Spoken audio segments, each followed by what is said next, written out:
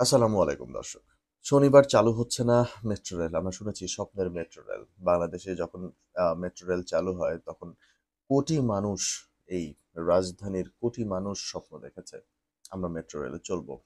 ঢাকার ঢাকায় metro rail চলবে। এরকম একটি কথা কোটি মানুষের হৃদয়ে ছিল। এবং সেটি কি হলো? আপনি যদি দেখেন জুলাই মাসে জুলাই মাসে আপনার হামলা হলো, রক্তপাত হলো, তারপরে হচ্ছে আপনার বিভিন্ন জায়গায় মেট্রো রেলগুলোতে হামলা হলো, আঘাত হানলো সন্ত্রাসীরা এবং তারা অনেক ছাত্রকে হত্যা করেছে, শিশুসহ অনেক অনেক আম একদম লোকাল মানুষকে, একদম জেনারেল মানুষকে তারা হত্যা করেছে। কারা হত্যা করেছে এগুলোর তো বিচার অবশ্যই পেতে হবে এবং সেই বিচারের কাজগুলো ইতিমধ্যে শুরু হয়ে গেছে। আপনারা পত্র-পত্রিকায় দেখেছেন। তবে এখন আমার বিষয়টা হচ্ছে মেট্রো রেল। মেট্রো রেল আপনার শনিবার চালু হচ্ছে না। বিষয়টি শনিবার চালু হচ্ছে না তা না। বিষয়টি হচ্ছে এই মেট্রো রেলের সাথে হাজারো কোটি মানুষের স্বপ্ন এবং হাজারো কোটি মানুষের কমফোর্ট জোন আসলে এখানে আছে।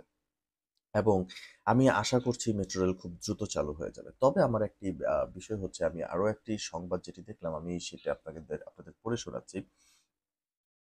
আম এটি হচ্ছে গতকাল। আজ বৃহস্পতিবার মেট্রো রেল পরিচালনা প্রতিষ্ঠান ঢাকা মাস ট্রানজিট কোম্পানি লিমিটেডের সচিব মোহাম্মদ আব্দুর রউফ সই করা এক সংবাদ বিজ্ঞপ্তিতে এই তথ্য জানান যে শনিবার চালু হচ্ছে না মেট্রো রেল। এবং আরেকটি হেডলাইনে আজকের সকালের এটি নিউজ সেটি হচ্ছে বিমানেই মেট্রো রেলের মেরামত খরচ ট্যাক্সের টাকায়। মানে হচ্ছে কোটা সংস্কার আন্দোলনকে কেন্দ্র করে সহিংসতায় ক্ষতিগ্রস্ত হয়েছে মেট্রো রেল কাজীপাড়া ও মিরপুর ১০ স্টেশন। রাজধানীর গণপরিবহনে সংযুক্ত হয়েই জনপ্রিয়তা পাওয়া এই মেট্রো রেলের বীমা না থাকায় ক্ষতিগ্রস্ত দুই স্টেশন মেরামতের ব্যয়ভার মেটানো হবে রাষ্ট্রীয় কোষাগার থেকে, অর্থাৎ জনগণের ট্যাক্সের টাকায়। আপনারা যদি দুটি বিষয় দেখেন সেটি হচ্ছে বীমার শব্দটি এখানে যেটি ব্যবহার করেছে সেটি হচ্ছে বীমার সুবিধার বিষয়ে কথা হয় রাষ্ট্রীয় মালিকানাধীন আপনার নন লাইফ ইন্স্যুরেন্স কোম্পানির সাধারণ বীমা কর্পোরেশনের এক কর্মকর্তার সাথে উনি আহ, ডেইলি স্টারকে জানিয়েছেন বীমা করা থাকলে এই মেরামতের ব্যয় রাষ্ট্রীয় কোষাগার থেকে দেওয়া লাগতো না, তখন এই দুই স্টেশনের মেরামতের খরচ মেটাতে গিয়ে রাষ্ট্রীয় কোষাগারের উপরে বাড়তি চাপ এখন আর কি মেটাতে গেলে বাড়তি চাপ পড়বে। মানেটা হচ্ছে যদি বীমা থাকতো তবে কিন্তু এটি ট্যাক্সের টাকায় হতো না। তার মানে হচ্ছে গত সরকার এটি বুদ্ধি করে প্ল্যান করেই সরকারের কোষাগার মানে সরকারের কোষাগার থেকেই তারা পয়সা নিয়ে এগুলো করেছে। তারা বীমা করেনি। ইচ্ছা করেই তারা করেনি। সো দ্যাট এখানে টাকা চুরি করারও একটা ব্যাপার কিন্তু আছে।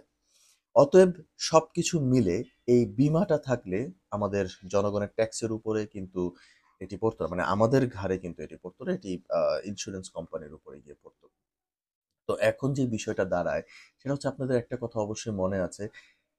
৩০০ কোটি টাকার ক্ষয়ক্ষতি হয়েছে বলেছিলেন তৎকালীন প্রধানমন্ত্রী শেখ হাসিনা এবং আ তার একজন খুব ভক্ত, তার তার ভক্ত সারাদিন উন্নয়নের গান যিনি বাজিয়েছেন ওবায়দুল কাদের সাহেব উনি বলেছেন ১ বছরও মেট্রো রেল খোলা সম্ভব না।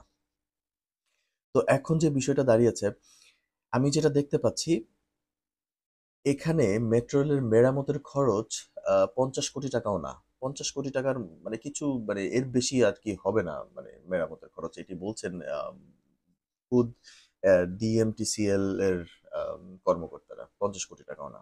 তবে এখন বিষয়টা হচ্ছে এত কম খরচ কিভাবে? তার মানে কত কোটি টাকা তাদের চুরি করার পরিকল্পনা ছিল এই মেট্রো রেলের সহিংসতাকে ঘিরে। দেখুন সহিংসতাও একটা ব্যবসায় পরিণত হয়েছিল তাদের জন্য।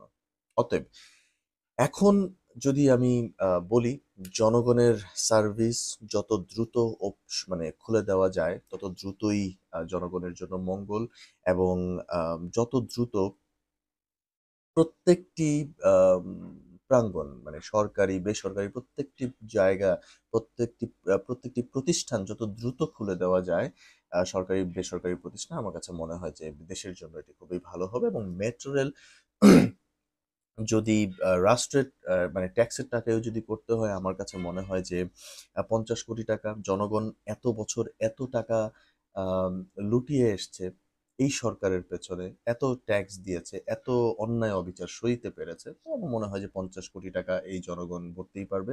কিন্তু তারপরেও উত্তরাটু, মতিঝিল এই এই জায়গার আ মানে মানুষের যাতায়াতের সুবিধা যেন হয় এবং তারা যেন খুব দ্রুত আ এক জায়গা থেকে আরেক জায়গায় যেতে পারে। এটিই আমার ইচ্ছা। এবং আমি আশা করছি যে এই সরকার আ মেট্রো রেলের বীমাটি অবশ্যই করে নিবে, মানে করে দিবে এবং আমি এর সাথে আশাবাদী যে খুব দ্রুত মেট্রো রেল চালু হয়ে যাবে। ধন্যবাদ।